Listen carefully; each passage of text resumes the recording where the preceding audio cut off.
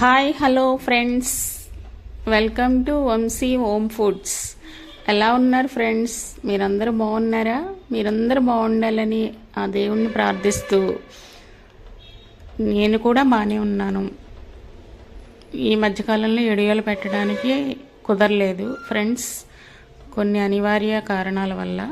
అంటే ఇంట్లో కొందరు పెద్దవాళ్ళకి హెల్త్ బాగోక నేను కొంచెం బయటకు వెళ్ళాల్సి వచ్చి షూట్ చేసిన మాది పోస్ట్ చేయడానికి అవ్వలేదు ఫ్రెండ్స్. దానివల్ల నేను పోస్ట్ చేయలేకపోయాను. నాకున్న కొద్దిమంది ఫాలోవర్స్కి నేను సారీ చెప్పుకుంటున్నాను. ఓకే ఫ్రెండ్స్, ఈయన మా వారనమాట. ఆవకాయ సీజన్లో పెట్టాల్సిన వీడియోని ఇప్పుడు పెట్టారేంటని అనుకోవద్దు. మా ఇంట్లో ఆవకాయ పట్టిన విధానం మీ ముందు ఉంచుతున్నాను ఫ్రెండ్స్. మా ఇంట్లో ఆవకాయ కాయలు కొయ్యాలి కదా, ఆవకాయ ముక్కలు బజార్లో కొట్టిస్తాను అని అన్నారు. నేనేమన్నానంటే అక్కర్లేదు, వాళ్ళు ఇష్టం వచ్చినట్టు కొడతారు, సరిగ్గా క్లీన్ చేయరు, నేనే కోసేసుకుంటాను అని చెప్పేసి అన్నాను.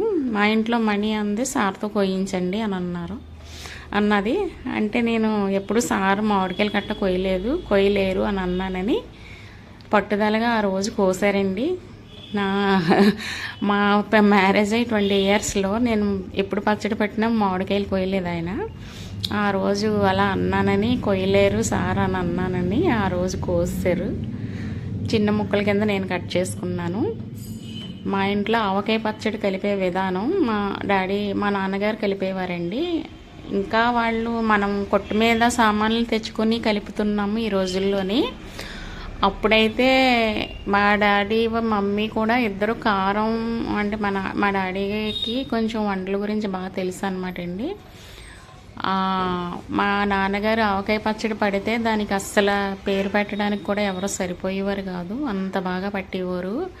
అంత రుచి ఎందుకు వచ్చింది, ఎలా వచ్చేది అంటే కారం అప్పటికప్పుడు కొట్టేవారండి. రోడ్లోని కొట్టి జల్లించి అప్పుడు ఎండబెట్టి అప్పుడు కలిపేవారు ఆవకాయ పచ్చడి గానుగ నూనెతోటి.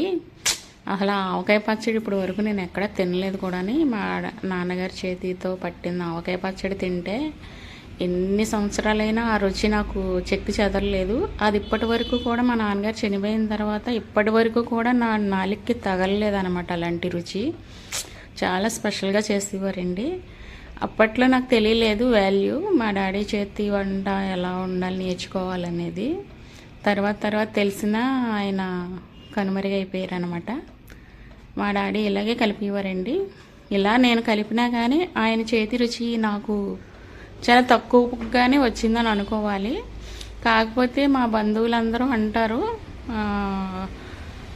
నీ డాడీ ఎలాగా చేసేవారో అలాగే నీకు వచ్చిందని అంటారు. అయితే నేనైతే చాలా తక్కువదని అనుకుంటాను. మా ఇంట్లో ఆవకాయ ఇలాగే పెట్టుకుంటామండి. లేయర్ల కింద వేసుకుని ఆవకాయ ముక్కలు నూనెలో కలిపేసిన తర్వాత మళ్ళీ ఈ మిశ్రమంలో కలిపి లేయర్ల కింద వేసుకొని ఆయిల్ పోసుకుంటూ పడతామన్నమాట.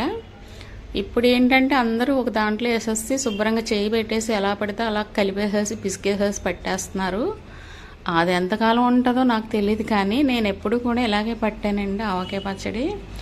ఎప్పుడు కూడా ఇన్ని సంవత్సరాలు పడుతూ వచ్చాను, కానీ ఎప్పుడు కూడా ఆవకాయ పాడవలేదండి.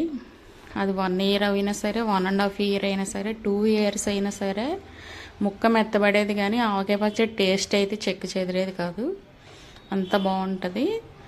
ఇలా పట్టుకోవాలి ఎవరైనా సరే, ఇలా పట్టుకుంటేనే ఆవకాయ ఆంధ్ర ఆవకాయ స్పెషల్ అంటే ఇలాగే ఉండాలి. ఇలా పట్టుకున్నానండి నేను మా ఆవకాయ పచ్చడి. ఆవకాయ పచ్చడి కొత్తలో తినాలని అనిపిస్తుంది, ఉండే కొద్దీ తినాలనిపిస్తుంది.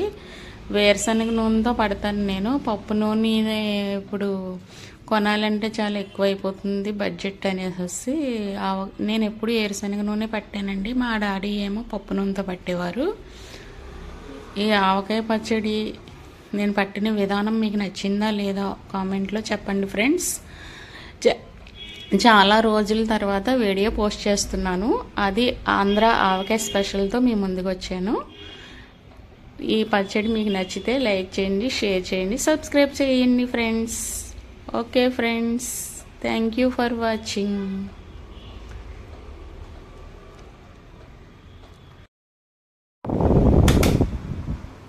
ఈ పచ్చడి కలిపిన విధానం మీకు నచ్చిందా ఫ్రెండ్స్? ఇదిగోండి లాస్ట్ లుక్ ఇది. ఫైనల్గా ఈ పచ్చడి ఎలా ఉందో ఒక్కసారి చూడండి. అంటే కొంతమంది ముక్కలు పెద్దవి కొట్టేస్తారు. కొట్టడం వల్ల మనకి ముక్కలు పెద్దవైపోయి గ్రేవీ అనేది కొద్దిగా కనిపిస్తుంది.